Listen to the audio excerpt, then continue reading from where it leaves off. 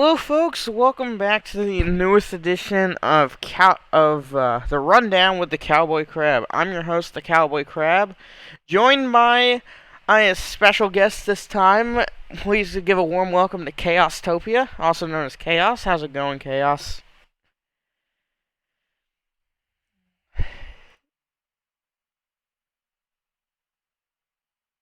Yeah.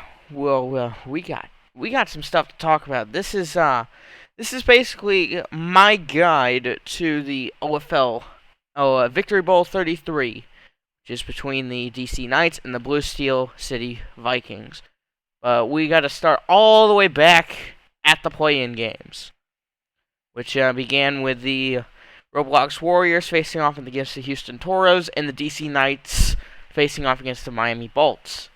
Now, our first game we're going to start with is the Warriors and Toros, which was a forfeit due to mass cheating, which is definitely something that the Warriors would much like to forget about.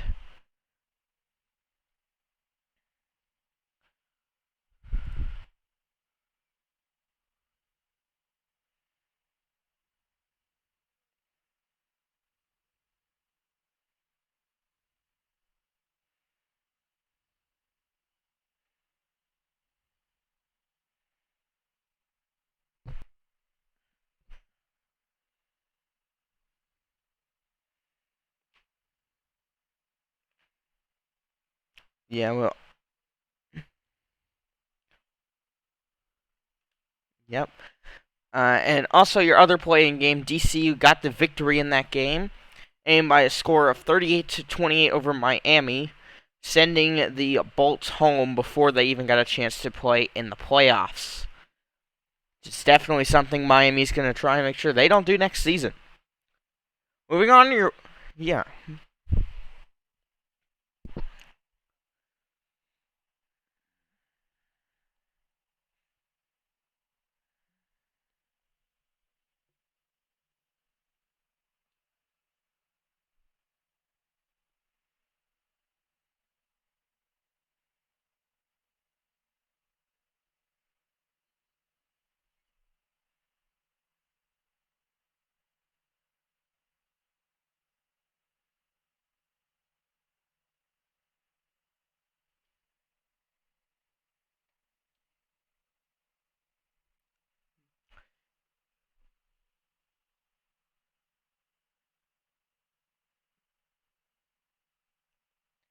All right, now we're moving on to the wild card round, so we're going to start with the Sky Kings and the Bruisers. The Sky Kings, the 3 seed for the Western Conference, getting the victory over the 6 seed Bruisers by a score of 64-42.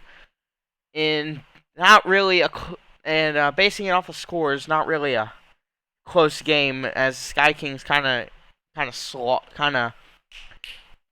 yeah, yeah, they just kind of.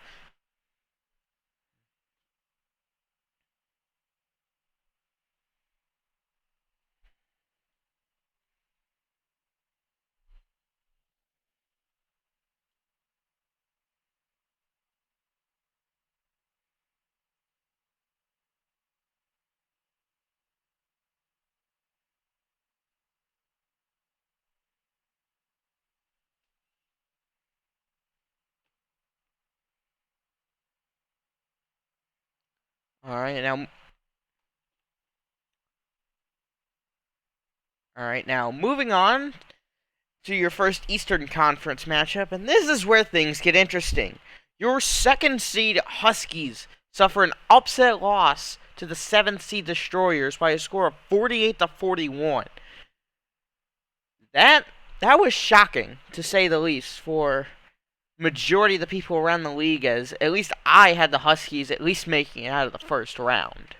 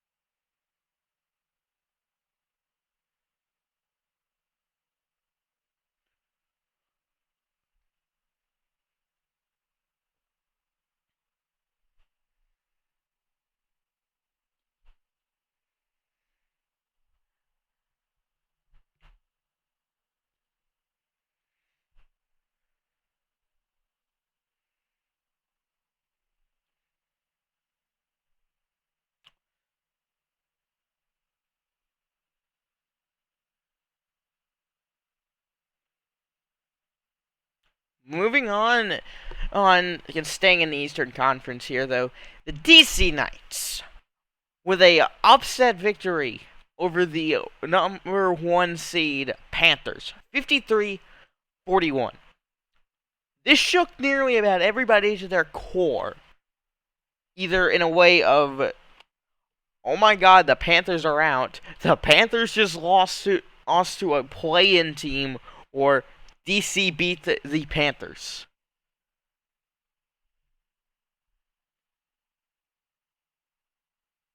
You gotta look it on paper though.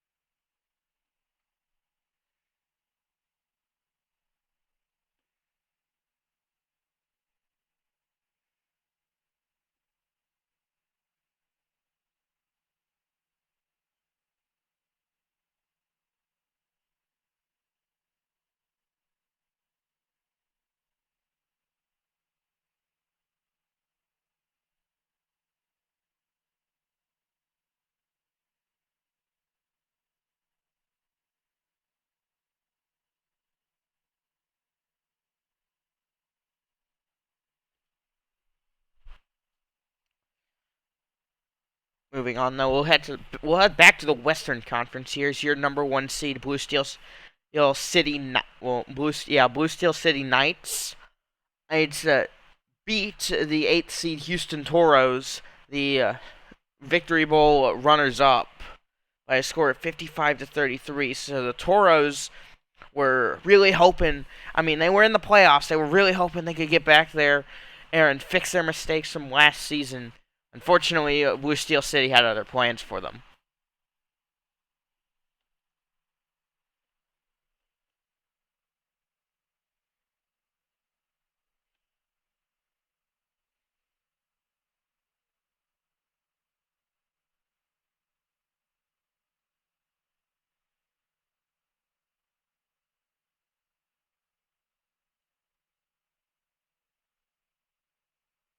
Wasn't the best part, and that's not usually like how Sean usually likes to go ahead and lose.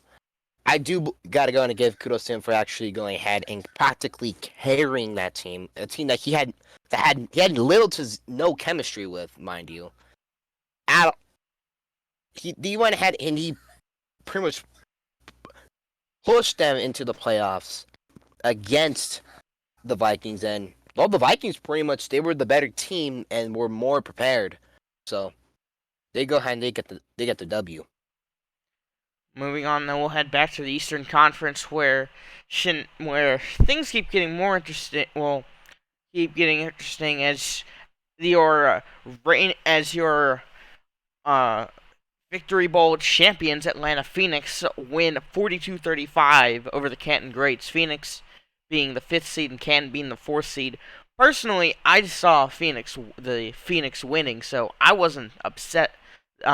Didn't see this as an upset with how close these two teams were in ranking. But I don't know. It was just when you look at rankings, you majority of the time think the higher seed would win, but I guess it's not in the case of the Phoenix. This situation was, I would say straight up though, it was a very tough loss. It was a very tough loss for the Greats because during that game, I believe it was Hartscope basically pretty much carrying his team, putting the team on his back though, like Greg Jennings. But literally in the fourth quarter, Wyclef Jean goes ahead and pretty much throws an interception, and get in. I've seen this story so many times. When you give the ball to Finley back, when you give him a minute and some change to work with. With this, seeing how this the OFL skills star, you've gave him too much time. He was able to drive down the field, score a touchdown, get the PAT. Okay, cool. Hail Mary chance. It was an epic greats fail, and the reigning champions went ahead and pretty much outlasted for another week. All right, moving on. We'll come back. We'll come back to the Western Conference for the last time for the wild card round, as Tremont survives Omaha by a final score of 41-40. Tremont the 2 seed, and Omaha the 7 seed. And Omaha had them on the ropes for majority of that game, and Tremont, I mean, they got the win, but it didn't look that great. I'm gonna be honest, they didn't look great. And we're gonna look at this. The game was entirely close, and this was pretty much a week 1 rematch that me and you went ahead and saw. And in this rematch, not both of those teams were pretty much pushing themselves. Were gonna go ahead and push themselves. For Trems, this was pretty much his shot to go ahead and get his second playoff win as a QB. Meanwhile, if your name is Kamari XI, he was trying to get his first playoff win at QB, and actually making his quarterback debut in the playoffs. Because in season 30, while his team made the playoffs, he was not able to go ahead and QB that game because his PC broke. So he was on a laptop, so they let a backup QB go and basically do the whole thing. So while he had to play something else, but still though, game was close until the end. But the difference of that one was Kamari XI went ahead and decided that, I don't know, it was a play that ended up being so worthy, you might as well consider it Cow of the week. Moving on, though, we're coming back to the Eastern Conference for our final 2 games. The Green Bay Invaders beat the Red Cliff Raiders by a score of 48-41, and as Green Bay being the 5th seed and Red Cliff being the 4th seed. It's another situation like with Atlanta and Canton. Which there's definitely a typo in here, because both of these teams aren't in the old Eastern Conference. There's no way. Cause they're in the OWC. Yeah, they're in the old Western Conference. That's a typo on the people in the scores part. But Green Bay getting the win 48-41. I mean, yeah, as I said, it's a similar situation to Atlanta Canton. They're so close. Honestly, either team could have won. Green Bay getting the victory on that one. Red Cliff was definitely somebody I would hear a lot of people talk about as Victory Bowl favorites. So, Chaos, what are you thinking about this one? This is actually an interesting one because literally both of these QBs, Plu GM and Roz, they both have made the Victory Bowl before individually. Plug has been known to go ahead and lead some underrated Victory Bowl runs. But the times he's made it to the Victory Bowl, he has come up short. This case, it was really probably one of the more closer games that you can say that happened. But in the end, Poog went ahead and pretty much got the win. It did go ahead and basically suck for the Raiders. Not sure what the Raiders' plan is for season 34, but I've not heard any announcement from franchise owner Flo about what he's going to do. So we'll see basically about what the Raiders are going to do. Meanwhile, for the Invaders, Plug pretty much went ahead and practically went ahead and had to figure out a way to get his team to win, and he figured out a way. And Invaders were able to move on. Yep, and moving on, we've got, I believe it's our last game of the wild card round, the Corblox Snowhawks and the Motor City Mustangs.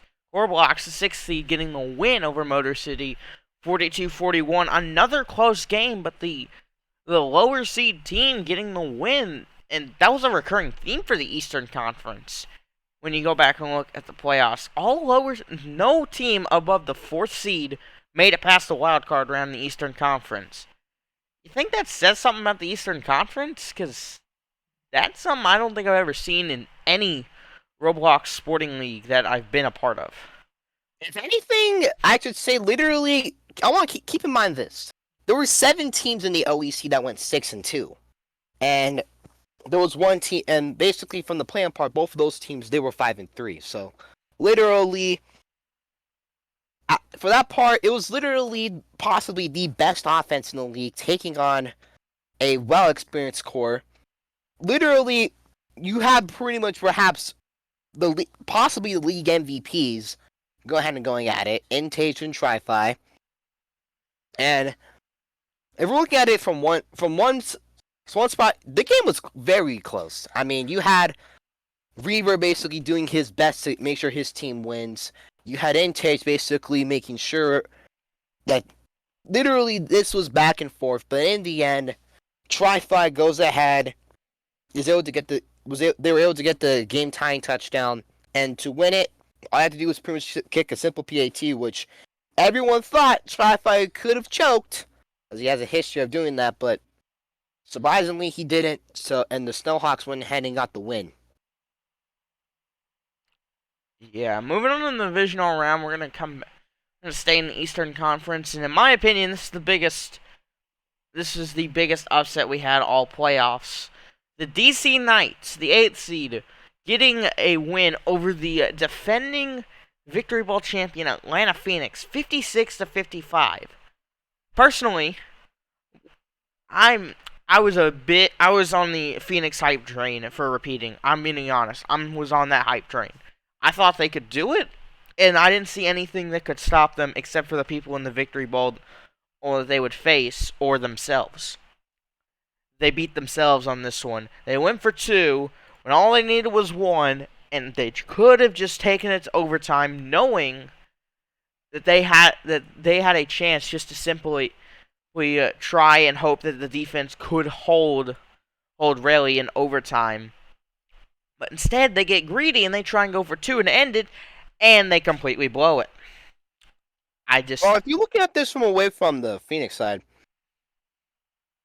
I mean, going for 2 when it's a when you're playing against the DC Knights and you're going up against, like I say, you're in a situation where you have to go ahead and you have to play do or die. I can see why they would go for 2. The fact that basically that the 2-point ended up failing, yeah, it does suck. As for this Phoenix team, I don't believe it's the end of them. I mean, if we're looking at it this way, they've been a very good collective unit. They work day in and day out. I would say that as long as basically as they go ahead and they recuperate and they figure out all that stuff, they'll be fine. As for the Knights with this game, I mean, literally, defense pretty much was absentee, which was a recurring thing all season. But luckily, it did show up when it mattered most, as I believe they got the interception on the 2-point conversion. So, in that situation, you could literally anything could have happened. Literally anything could have happened. I do think basically from a quarterback standpoint, Finley, this was a bit of a tough loss, but knowing him and basically me and him have a bit of a rivalry, I do believe that basically he's gonna go ahead, easily come back, and just do whatever he does because Finley got to do what Finley got to do because that's about like because Finley says so. That's his logic. And just before we move on, just looking back at the playoffs, this was the biggest sigh of relief for DC. I mean, the rest of the games, the conference championship was a 7-point win, and the wild card round was a 2-point win. But this was a 1-point win, and honestly, if Atlanta, just went for 1, that score could have looked a lot different. So really, DC, in my opinion, looking back, they barely survived that game, and without that game, there's no without that game, there's no way that the outcome. Well, let me see if I can back up a little bit. Without the decision to go for 2, there's no way the hey, in my opinion, the Phoenix would not have lost to DC. Just that's what I just think. Not going for two is the if they had not gone for two, it would have been Atlanta versus Newark in the conference championship. Who would have won that game? That's where it's questionable in my opinion. But going for two is really the worst decision they could have made. I Just say I don't think it was. I mean, if you're facing against Young Relly and you want to go ahead and make sure you don't want to waste time and actually go for the win, I don't blame you at all. I do not blame you at all. But yeah, the fact that they see, yeah, it does. The loss does hurt, and with that whole part, even if they went for one and they do force overtime, you're still gonna go ahead and deal with Relly, and Relly's gonna do everything in his power. I mean everything in his power to make sure his team will win the game. And so I really think that it doesn't even matter what the score was because Relly had pretty much wanted to get his playoff revenge for that loss that he went and he had last season when he was on the Sentinels. This time around, like I said, he went ahead and he got his revenge. Simple as that. all right. Well, let's move on. We're gonna jump to the Western Conference. Sky Kings, the 3 seed, getting a 1-point victory over the 2 seed Tremont Turks. Another 1-point game in the divisional round, and the Sky Kings. I mean, I definitely heard about a good amount of them this season, but Tremont was definitely in my opinion, at the start of the playoffs. It was, in my opinion, I had the victory bowl going down to Tremont, Atlanta, and in my opinion, just from what I saw from both teams, they were the biggest. They were booms or bust, and both busted in the divisional rounds. But I just saw. In my opinion, I saw them booming against Tremont. I saw them booming against Olympia, but unfortunately, they decided to not show that potential that I saw them have, and they decided to bust. It was a difficult loss though it's a difficult loss for the Turks. I mean, Trams I will say he is in his own right, he is perhaps a he is a decent quarterback. He has shown basically that he's gotten better and better as a QB. Pretty much not getting past the divisional round. Yeah, it does hurt. Trust me. It's always a pain in the ass basically when you do go ahead and you do lose a game like that. But how you come back from it is pretty much what's gonna make what makes it back. So I do think that literally Trams and his people, they're gonna go ahead and do whatever. As for the Turks wise, they're not gonna move forward with that same team. They want after this season they're going to go ahead and bring back former Victory Bowl championship winning quarterback who actually wanted a championship with them. It was Rocky 17.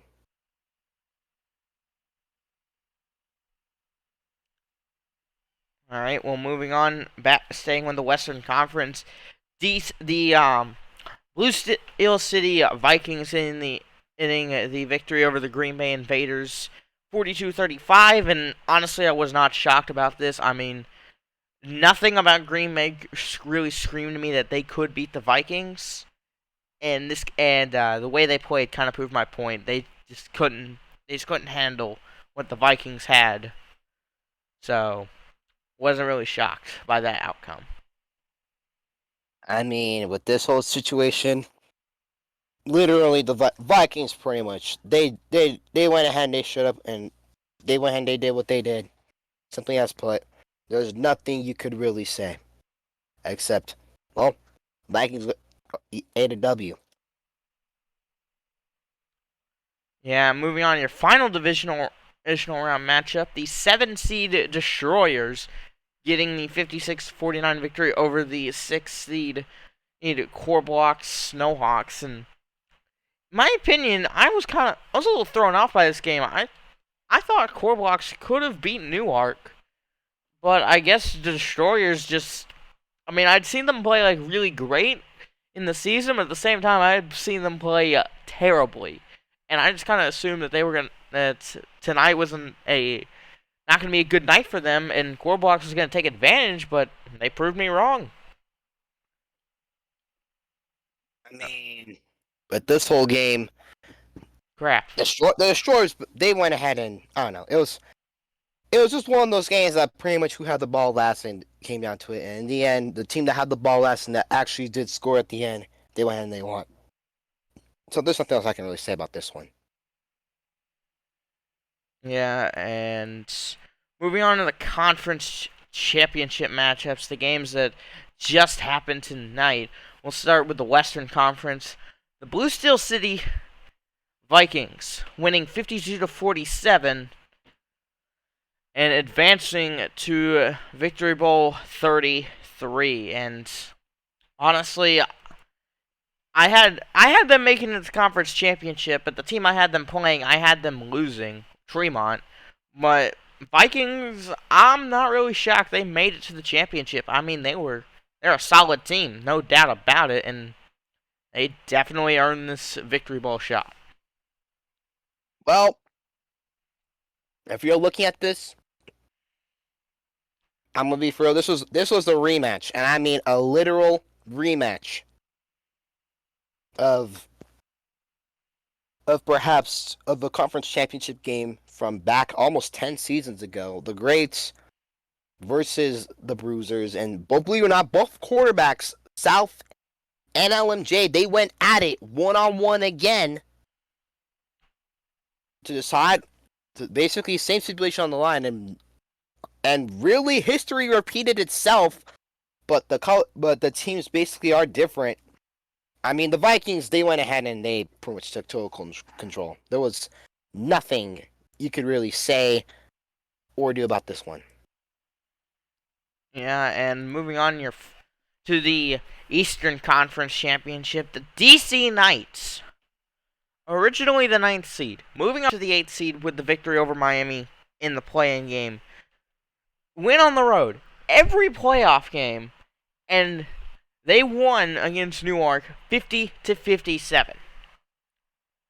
That game, oh my goodness, I actually saw this one in person because, believe it or not, this one was over on your boys Twitch. That game, practically, we saw literally players on Newark pretty much.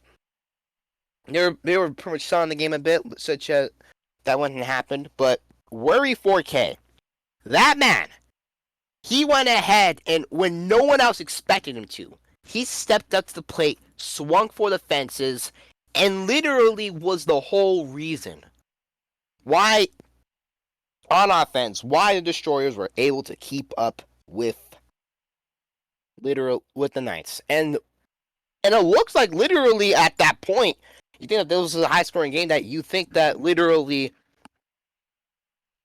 the Destroyers were going to win, but they went ahead and they miscued terribly by what perhaps what was the stupidest kickoff I've seen in the playoffs. You give Relly the ball back at his own 40, 3 minutes left. This feeling of basically something not going to end well happens. Relly goes ahead and knocks out most of the game clock down to like 30 or some odd seconds. And then just like that, they score a touchdown. So literally, and the Destroyers had one final chance. And they were able to get into Knights territory, but the Hail Mary was pretty much... It literally came down to the final play, to the final toss-up. And that one was pretty much intercepted by Young Relly. If there was one thing I could say about that game, it was simple. Worry 4K was the only reason why that game was close. I would say it was either that for Destroyers, or just that was literally just the main factor. As for the Knights, the reason why they won this game for sure, I believe it was pretty much the play of Young Relly. I mean, outside of the halftime he practically played pitch perfect. Like, there was nothing you could do to stop him. And seeing basically the result of this game, As someone that basically has known Riley for a while now, I'm not surprised of how this game ended. And we're going to actually see young Riley make his 5th victory bowl at quarterback, his 3rd appearance with the Knights. And the prior victory bowls, he's been 2-2. His 2 losses have been with the Knights, and then his 2 wins have been one with the Sky Kings and one with the Sentinels.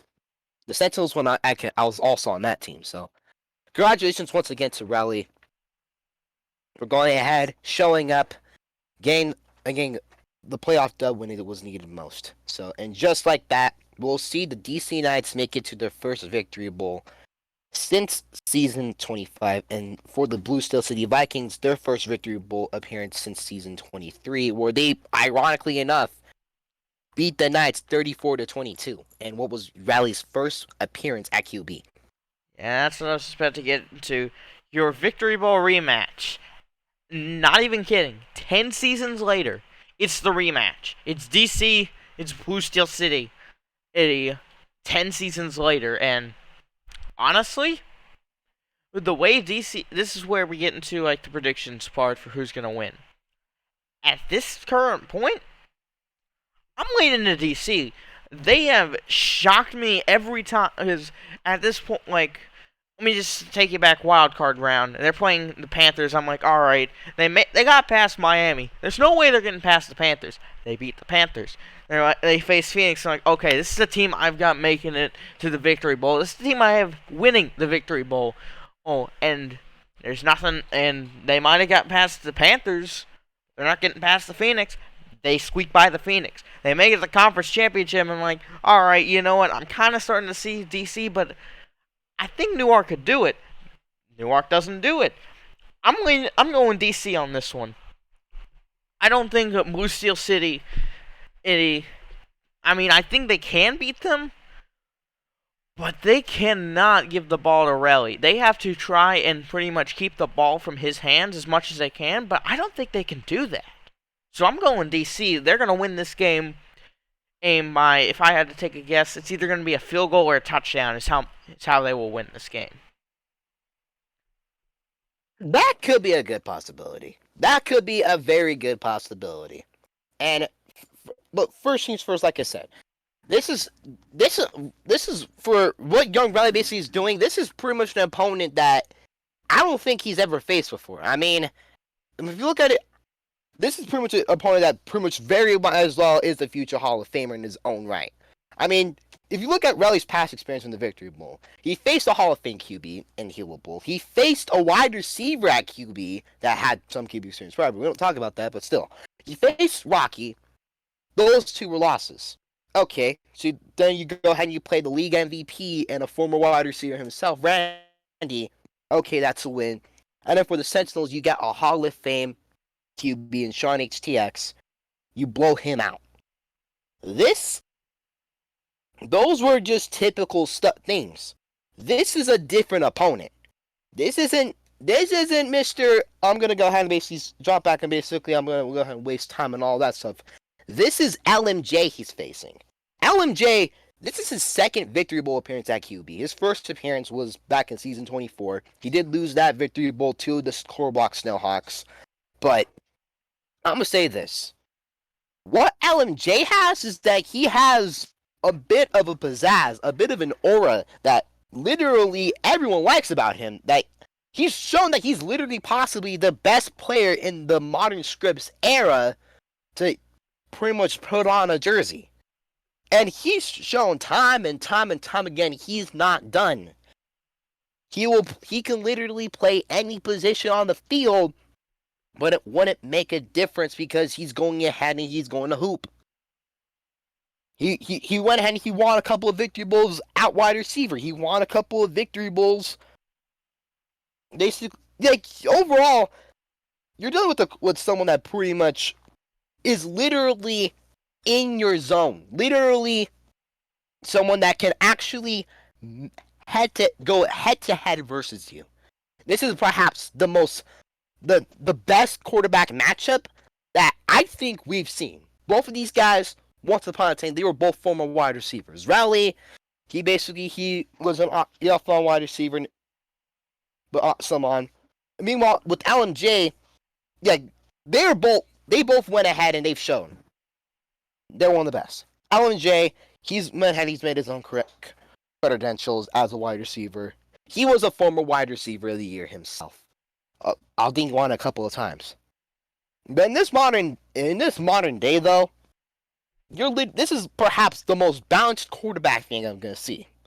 This game could go both ways, and I mean both ways. I mean, on the night side, you have a good set of playmakers. You have Relly's usual squad that he usually brings. You have a rookie at center. Okay, cool. That's also really good. But this one here, you're facing off against LMJ. If you think that he's gonna go ahead and he only has some simple players, think again. He has Trick Shot, a good wide receiver in his own right. He has Joski, another good wide receiver in his own right. He has Alter Hitbox or Tier. Tier's made a victory block QB wide receiver. He won it. He literally. This is perhaps one of the more easily matched VBs. And what's also going to make this one crazier is that for the Vikings, they even have their own star DE themselves, as they have perhaps Yellow 23, a former defensive player of the year, also a good friend of mine. I will say this straight up. What happens in this game, anything can go. Anything can go. This could either be a Knights win, where Deli gets that feel-good redemption story of, I finally delivered this city what they wanted after 2 attempts. Third time was the charm. Or just go ahead and basically go the Knights way and the Knights win. And the Knights basically just, simply put, they do whatever they gotta do. Literally, I mean, the last time we went ahead and we saw a team go ahead and legitimately rematch in the Victory Bowl, though, the odds aren't going to be in the Vikings' favor. The last couple of times that franchises have rematched in the Victory Bowl, first time we saw with the Ducks and Thunderbirds, season 28. Thunderbirds lost Victory Bowl 22, right? They won Victory Bowl 28. Then we go ahead and we saw a rematch Victory Bowl 14 at Victory Bowl 30. Raiders versus Raptors. Raptors won Victory Bowl 14. Raiders were able to win Victory Bowl 30. So, we're looking at this one. The odds literally aren't in LMJ's favor. Anything can go. This pretty much is anything can go. And if I were to basically choose someone to go ahead and basically win it, I feel I can agree with you. I could say it's going to be the Knights, but I'm not going to count out the Vikings. If the Knights were to win this game, my prediction for our final score will be 50-44. If the Vikings were to win, you're going to have to pretty much expose the Knights defense, keep Rowley in check, basically do a lot of those things. If the Vikings were to win this game, I think that they can win this with a final score of 37-30. That's literally my own hot take predictions. Of course, I'm going to go ahead and assess. This is basically from what I know from the off the top of my head. I can go ahead and give a more thorough analysis. I might have a different answer basically later on, or I might have the same answer. Either way, anything can go for this score. This is pretty much an evenly matched Victory Bowl. Literally, I'm putting my money on the Knights though to win this game, and it's going to be pretty much the redemption story of young Rowley as a W, and we'll probably might also see good old Calvin 5 in the background going ahead and being all hell yeah as he gets a franchise ring as a franchise owner for his team. So anything can basically go ahead and go. All right. Well, Chaos. You know what we're about to talk about. We've got to talk about it, man. We got to talk about what went down tonight. We got to talk about it. God. All right, Chaos. I think you're a little more familiar with the situation than I am. So give us a quick like Just give us a quick recap of what happened. POV streams versus the play-by-play commentary. Hmm. Literally, the POV streamed, everyone be tuning into it because they'll be at it because there'll be some explanations. Plus, you just want to figure out what the heck is going on. Trust me, whenever there's a POV that stream that happens that's public, most of that everyone's gonna go ahead and basically watch. That's gonna go ahead and watch it. I'll be for, and that's what happened for the OWC championship. It was on full straight. We'll get to that later. For the OEC part, this was issue I had to deal with. I believe Maxi Benz, who was one of the Destroy's wide receivers. He did play that game. He did go ahead and POV stream. He did get more viewership. People were going ahead and were pushing it down down literally everyone's throats. I went ahead and just basically had my one as the official part though. While for me, while for the first part around, yeah, viewership kind of definitely hurt on my side, and POV stream got like 100 viewers, and I had basically like 50 or some odd viewers. For me, I'm not affected by it because for me, those were practically pretty much better numbers than I had pretty much at all. Like these are probably like the best numbers I had since like what, early season 28. So for that one, it was my own W. So I was not expecting. I was expecting basically 400 viewers. I was a bit disappointed that basically that we didn't reach the goal. But hey, stuff like that happens. I'm not gonna go ahead and shove a POV stream. I'm not gonna go ahead and shove my stream down anyone's throats. And I'm gonna go ahead and keep the take though. If you want to do a POV stream, fine, do it. But you have to make sure you gotta take some precautions because really during that game, literally there were Newark players crying over, oh, the DC Knights are stream sniping when literally hardly any. I don't think there was a stream sniper. If there was, dude basically I don't think even said anything. So literally practically that whole situation was just all yeah. What did you expect for the outcome to happen? Were you thinking that literally God was gonna go ahead and be on your side for this one? Yeah, you have to. Whenever you're doing a POV stream, you have to think about the logic. But of course, OEC Championship, that was a minor issue. What happened with that one. I'm not fully mad about it. There was literally a couple of idiots in AFL. Unfortunately, one person that I could go ahead and mention, but I'm not going to mention. He was running his mouth, basically like, oh, this is kind of a disappointment and all that stuff. Yeah. For me, I'm gonna say straight up, there was nothing I could do from a streamer standpoint. Nothing. It's literally up to the people. If they want to go ahead and watch a POV stream, let them watch a POV stream. If they want to go and watch a better stream, which is kind of my one, but that's just a personal bias, let them. I'm not gonna go and basically go ahead and say that, but I think literally that was the first part. But literally what made this whole thing with the POV streams ridiculous, what happened with the OWC Championship. You get King of Light, RSN, and Tier. Tier is basically they're both pretty much some guys that be both. For Tier and I, we have a mutual respect. Kingo and I, we're pretty much on a good friends level. Literally, for that whole thing, Tier went ahead and there was a proposal that they're gonna do a Hell in a Cell match, a Roblox version of it, which makes no sense. I don't know how you're gonna do that unless you figure something out. I'm gonna have to ask Tier what the hell happened about that whole part. But still, though, people were invested in seeing that and watching Tier stream because it was more in a way entertaining. Meanwhile, King, I think he got really annoyed by the whole thing. So he started really legitimately cracking down on the whole part. I mean, it got to a point that literal idiots were going ahead and spamming every single channel that was pretty much possible. I mean, you have people spamming OFL polls. Hey, watch your stream. You have someone go ahead and basically spamming Insider. Other polls. OFN Network. I think they went ahead and even spamming unverified Twitter.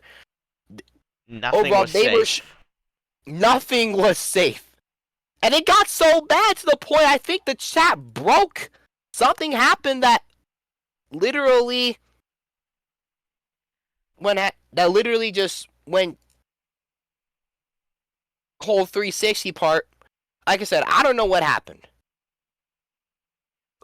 Literally, it was just simply put, stuff went ahead and happened. I believe on this part here, nothing was really going ahead and was really safe on that whole thing. But like I said, if stuff like this happens again, I'm not trying to be an idiot. I'm not trying to go ahead and basically get anyone upset. I'm actually gonna go ahead and cover this part on pretty much on my own show, the Chaostopia show. But I'm gonna go ahead and basically give a simple take on this. If you guys are gonna go ahead and basically do this stuff again, you're not only making a fool out of yourself, you're just making you're literally just not making a good legitimate part. If it ends up turning to the point that you're not allowed to ping a POV stream, it's going to suck. And I mean, like, everyone's gonna be basically be like, boo, why? But in the end, you kind of went ahead and did it to yourself when you think about it. You went ahead and basically, it's like a saying, actions speak louder than words. You let your guys' actions went ahead and basically caused the whole thing. And unless you went ahead and you're gonna pretty much apologize, but knowing the OFL, they're all a bunch of egotistical freaks, so they are going. So not to throw anyone on the bus, though, there are.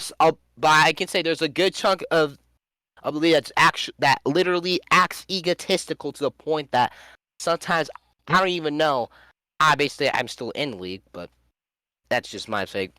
Unless they can figure out a way to apologize, you're literally taking this one step closer in the wrong way, and literally there could be a chance that literally sometime in the future they're going to go ahead and put restrictions on POV streams.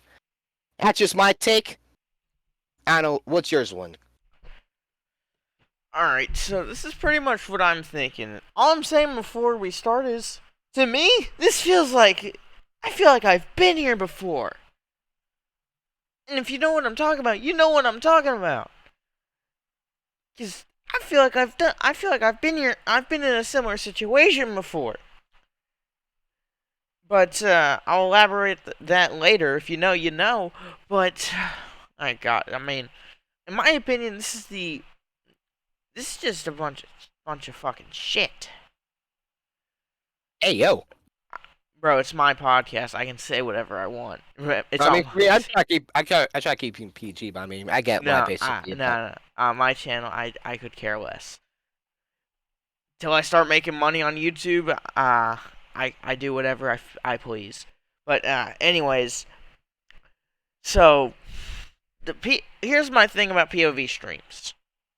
Sometimes they're good, other times they're terrible. In this case, I went into the POV stream, stayed there for a couple of minutes, and then left. I didn't like it. POV streams just aren't for me. I'm just not the type of guy who likes to just watch something from the perspective of one player. I want to watch from a neutral perspective.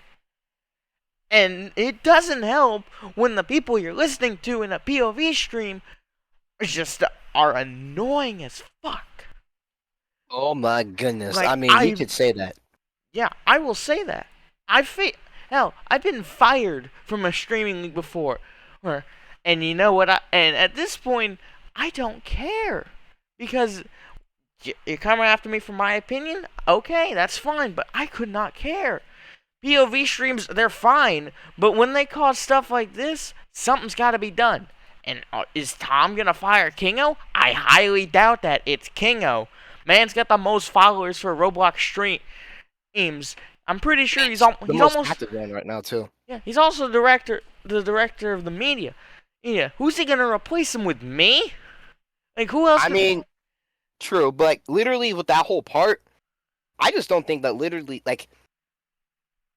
I don't like really for that whole department. There aren't really much people to go ahead and work with. Would he No, try to be I mean, really the bad? other person you could probably do is like Kiri, and no one's seen that man in months. When's the last time you seen Kiri in the OFL? Like literally week 3 of the season. Yeah, there you go. Azuna could probably be somebody that I could take over because that actually did a decent amount of stuff this season. So if you want to get rid of Kingo, you got one replacement right there. If you don't get rid of Kingo because man's like your biggest draw for streaming, then what do you do? Because punishing all the amount of people in general that were going off, that's a lot of people. And no matter what you do, people are going to be pissed. No matter what. There is no good outcome. You punish Kingo, Kingo's going to be mad. Kingo is going to lose his mind if he's the one that mainly gets punished and nobody else does. If the people that were posting the POV that were doing all the stupid shit get punished, General's going to jump on their side and they're saying Tom's taking Kingo's side, and people are going to get mad about that. There is no way you can solve this problem without getting people mad. It's going to happen. The POV stream people are going to be mad if they don't get what they want, which they want Kingo gone or something, I don't know. And if Kingo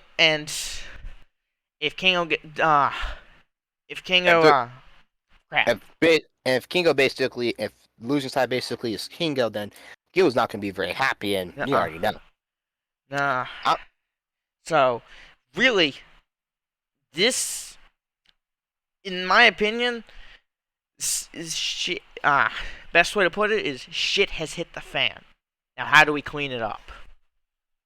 If you ask me about this whole part, is that the one thing you're gonna have to do straight up, if I'm gonna probably talk to Tom and Kingo about this myself, and that is you have to limit basically the POV streams. I'm sorry if anyone's gonna take offense to this, because don't be sorry, man.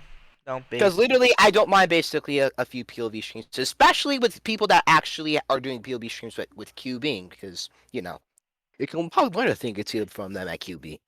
So yeah, if they're gonna go ahead and basically go ahead, like, how would you explain it?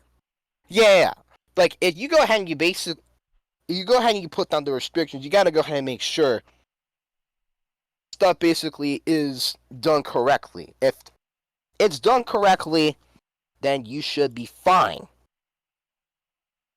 Meanwhile, just having what we had here, you can't be going ahead and letting people go ahead and get away with this stuff, because literally you're not only you're making yourself look like a fool, like you're going ahead, and if this is a situation that goes ahead and is the consistent trend, literally things can go 100 to 0, and perhaps we're facing perhaps the wild west with streaming and all that stuff, and we don't need to basically have that. So like I said, what happens basically with stream wise, I don't know what's gonna happen. Nor can I give you guys that direct answer and give you guys a whole thing. But if you ask me about something, if there's one person that legitimately saying pretty much, I think, should have been held accountable for it. I think both parties could be, but the people that I think should be held accountable more would be people that were literally doing chat, doing the whole thing, because there was a certain line you crossed and you crossed it, and you pretty much go ahead and basically have ruin for everyone. I'm probably gonna go ahead and I can propose this and make it as pretty much a possible EB rule. Like, it's not gonna basically be a good look for the league, but then again, you just gotta go and put the tab down. You kind of caused this. You wanted basically a little POV stream. You wanted basically anything not biased, something that basically you can enjoy and be like, yeah. At this point, unless you're gonna go ahead and do non-POV, they're basically you're gonna have to go ahead and figure out what to do. And if it ends up going to a point that if people are getting average and it still continues to a point that you're gonna have to pretty much literally not allow the posting of any POV streams altogether, I can see why. I can totally see why. From now, I'm gonna say now I've kind of reached a point that yeah, you gotta go ahead and pretty much give pretty much up, pretty much go ahead and give a bigger say to pretty much to those play-by-play streamers that basically do the work their asses off, because they're the ones going ahead and giving this from a neutral site POV. Even if they're gonna go ahead and they joke around a little bit, they're going to do some neutral site POV. But if you're gonna go ahead and basically stream in the LFL at this point, you gotta go ahead and take this seriously. This is not. This ain't. This is AFL, and basically, and those guys that like to chit chat with you know who and all that stuff. This ain't any league like.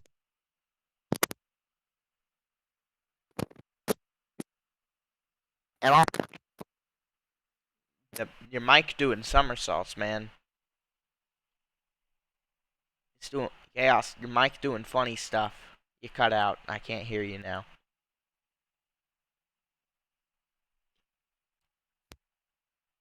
back on. Yeah, start speaking. Okay. So what was I saying? So yeah, literally, this is the OFL. This is literally the big boys league. LFG, yeah, they might be the most popular league right now, but they've only been doing this whole thing for 21 seasons and been doing a one season thing. Like what? Literally, they average like one season a month, which is kind of crazy when you think about it. Because literally, I don't know how you do that. But that's LFG though. LFG people. I'll never understand LFG. Never will. Unless basically I get kind of get called back and basically like, hey, you want to go and stream? I wouldn't mind that part. But you can explain to me pretty much that how that system works. I'm not sure. AFL, they had their moments, but literally after Kingo stopped streaming, like Kiri went ahead and stopped streaming for them, they had their little all star cornballs, I like to call them. I don't think basically AFL streams have had quite the prestige at all. There probably might end up being a change. There might have to be one man that has to step up to the plate and be like Babe Ruth. But that we'll talk about that. But anyways, for this whole part, if you want to take streams seriously, and you basically are a streamer and want to take this seriously, the OFL basically is your best chance. The OFL, we've been doing this for perhaps almost 8 years now. We've been literally, we work day in and day out to go ahead and make sure that stuff is just done correctly. I mean, come to think about it, there was a lot of things the OFL has. The OFL has made practically its own script. It's pretty much like it's different from most leagues because unlike leagues that basically run off a game, like how AFL has FBU, there are some Football Galaxies. Well, Football Galaxy, all three has their leagues, and LG has FF. OFL, they made their own scripts. They've practically done everything by themselves. So yeah, if you want to go ahead and basically take streaming seriously, this got to be your league. This is at this point, the big boys are gonna have to pretty much have to show up, and if they're not gonna show up, then there's it's not really looking on the brightest side of things. If you understand what I'm saying.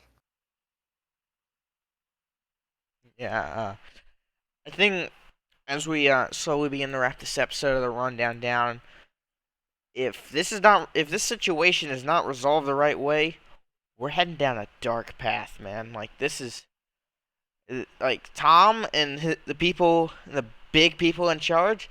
They gotta make the right moves, because if not, we're heading down a dark path, and I don't think people are wanting to see what's on the other side of that path. I'm gonna be for real. if Tom, I am confident Tom's gonna figure out a situation. We'll figure it out with him. He's someone that actually shows that he actually cares about the league to the point. We'll go ahead and we'll figure out something. I don't think there would have been any situation would this situation basically would have been handled correctly by Era. I believe Era he basically would have done it basically from a whole corporate perspective, basically would side with his people and be all stable and all like that. But again, that's on my own little take. He probably wouldn't have done it right because literally I documented it myself. The past few seasons, I don't believe he's done anything basically with it right. So now we basically have moved on to that part. We are gonna have to see basically with the whole thing. But for now, I do think Tom and them will go ahead and find a solution. I will go ahead and talk to them about that whole thing. Hopefully, basically they're gonna go and pretty much remind UFL, don't do this stuff again, and hopefully they're gonna be a bit tired with the whole thing. But at this point, you're gonna have to basically figure out a solution. If I were you, that's the best thing I'm gonna have to tell. That's the best thing I can tell Tom Tebow right now. I do believe we can go ahead and we can find a solution once again. If we can't, then hopefully people are not gonna act like idiots again. Yeah, I think we're gonna close this out here for you folks on this episode of the rundown. It started like a normal episode, and then the other half we stayed with the OFL, but we got into some. It went to its own rant. Yep. But we're gonna close it out here for you folks. Representing Team Ocean, I am the Cowboy Crab. And I'm of course Chaostopia.